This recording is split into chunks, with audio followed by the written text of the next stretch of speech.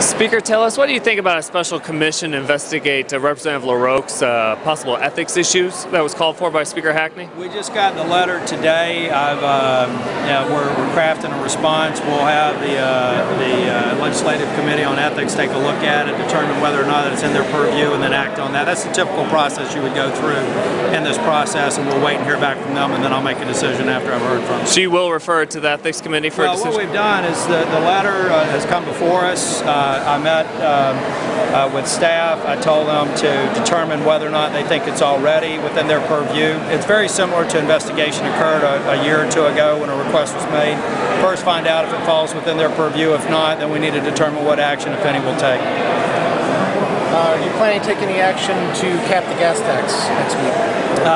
Week after next, we're continuing to work with the Senate to see what, if anything, we'll take up on the 28th and 29th. We'll be in for a skeleton session on the 27th. The key is it's going to have to fit within that 3-day parameter. Do you see a reason to cap the gas tax? I think that there's something to be said for trying to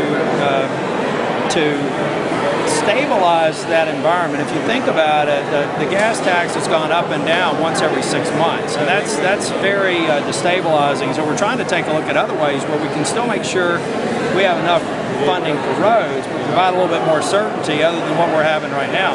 Went up in July, possibly go up again in January, and then go down again in July. We just think there's got to be a better way to manage it and still maintain baseline funding that we need for roads. Do you have a question? Yeah, Mr. Speaker, the former president of the UNC school system, college system, proposed 10 suggestions to prevent tuition hikes. Do you support that plan, or do you support the tuition hikes?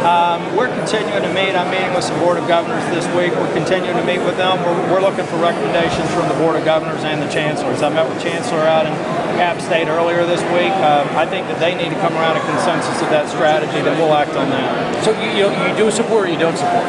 I actually am open to the idea of tuition increases, provided that the revenues stay in the university system and are used to actually increase and better the university system, past practices. And one of the reasons why tuition increases have gotten a bad name in the past is past legislatures would take that money and use it for other purposes. I think that's inappropriate. On the topic of education, there's another question tonight regarding criticism of pre-K funding. Yep.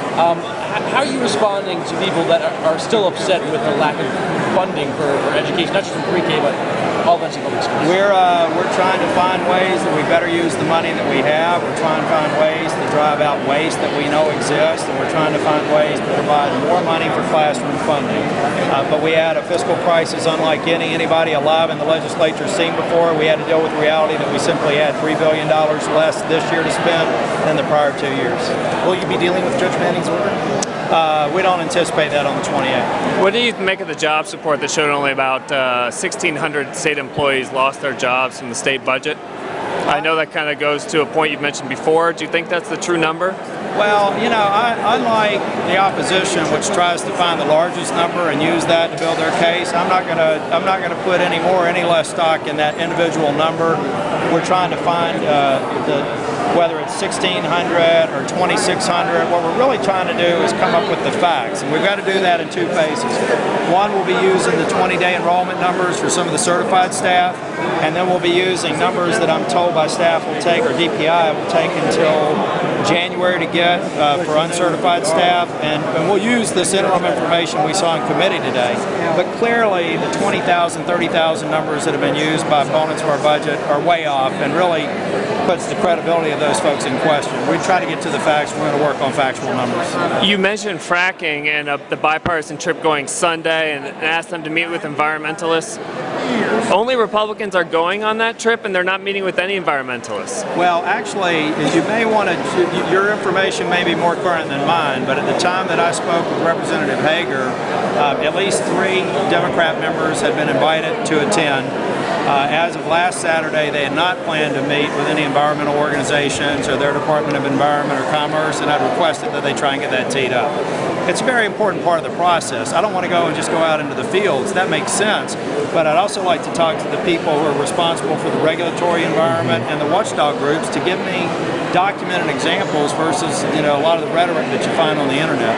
Do you think it's a fair use of taxpayer money if they don't meet with both sides and it's only a one-sided trip? I think that every time that they go up there, they gain more information. It's good, but at the end of the day, I want broad-based information to make public policy decisions here. So if they don't get to it in this meeting, they're clearly going to have to get to it when we study the process. Keep in mind that the first phase of this bill is to do nothing more but to begin to study the regulatory environment that North Carolina needs, and certainly they would have to be in front of those groups before we would take up any policy in the General Assembly.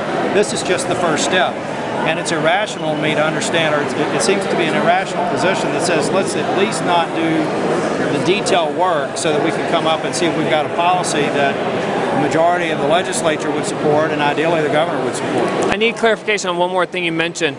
You mentioned the minorities, if they withdraw their objections to the special session, something about bringing up jobs. I wasn't quite clear what you meant there. Actually, we heard 10 or 15 minutes of debate. People say we shouldn't come back until next May. True. And my point is, if the members of the minority party have jobs ideas and they want us to take that up when we come back, I'm happy to do that. But the fact of the matter is, we are being criticized for even coming back and taking care of technical amendments, trying to get the energy jobs bill passed and other matters. I'm just simply saying, if they want to come to the table, be proactive, and propose job creation measures, I welcome it. We'd welcome anybody that's got a good idea that doesn't place the burden on taxpayers. Representative Faison's plan going to get a hearing? Representative Faison's plan calls for about an $800 million tax increase. Bad timing. One more question from us. In the wake of the Penn State scandal, do you think North Carolina's sexual abuse reporting laws are strong enough, or as strong as they need to be?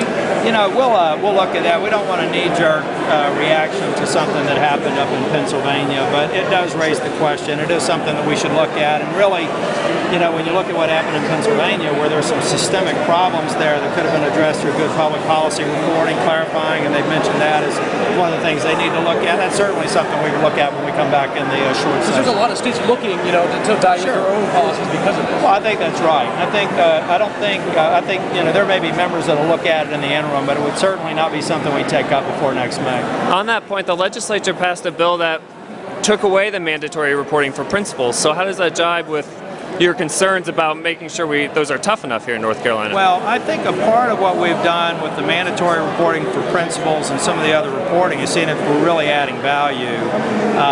And we need to look at not only educational institutions, but all areas of government. So I think that one, it's not fair to say that necessarily means that we would remove all reporting requirements. In that particular one, we've heard from principals and other people that it wasn't adding a lot of value and was taking time away from the classroom. But that or any other one can be relooked. Thank you very much.